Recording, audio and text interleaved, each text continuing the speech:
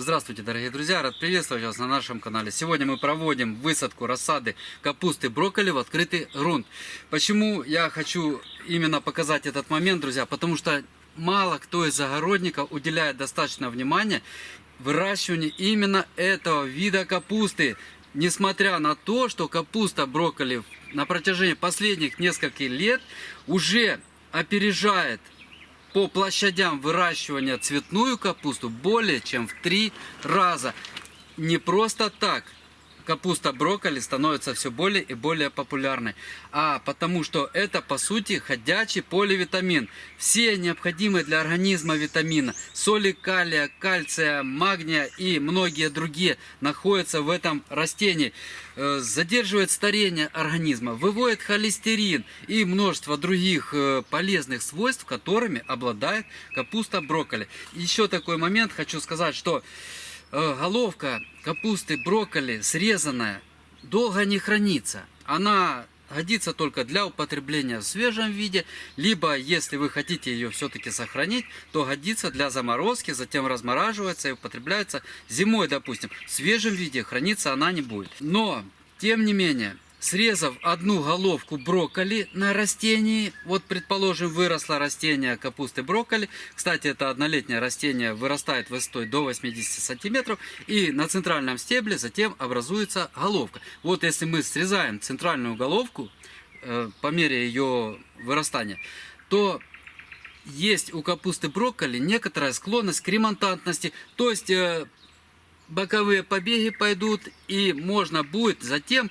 ее кушать, срезать еще довольно-таки длительное время. Не удаляйте капусту брокколи с участка после срезания центральной головки.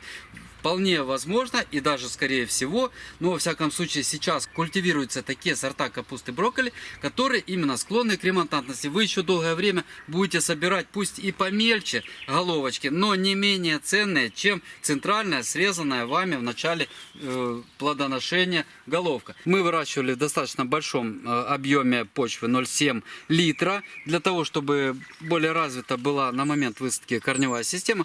Видите, уже немножко стали выглядывать из дренажных отверстий корешки, но корневая система белого цвета хорошо развита. Давайте теперь перейдем непосредственно к высадке рассады в грунт. Лунки делаем обычной лопатой, а размер луночки делаем такой, чтобы поместился рассадный стакан. Заранее мы разметили уже. Схема посадки капусты брокколи: 60 сантиметров междурядье и 40 сантиметров в ряду между растениями. Семена рассады, которые я держу сейчас в руках, были посеяны 3 апреля. Сегодня 8 мая, то есть месяц между посевом и высадкой в грунт.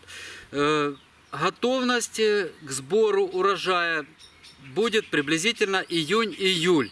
Но, предвидя вопросы некоторых зрителей, можно ли сейчас провести посев? Вполне на рассаду сейчас можно посеять, и вы к концу лета успеете насладиться этим полезным овощем. Друзья, непосредственно приступим к высадке.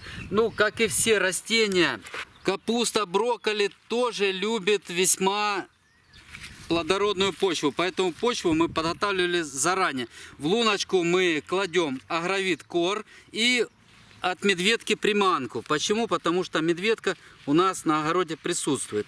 И заделываем в почву. Заглублять капустные растения не рекомендуется, но до первых настоящих листочков все, луночка готова. Переходим к следующему растению.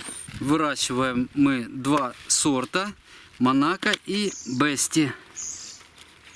И вот так помещаем в луночку. С особой аккуратностью относимся к листочкам.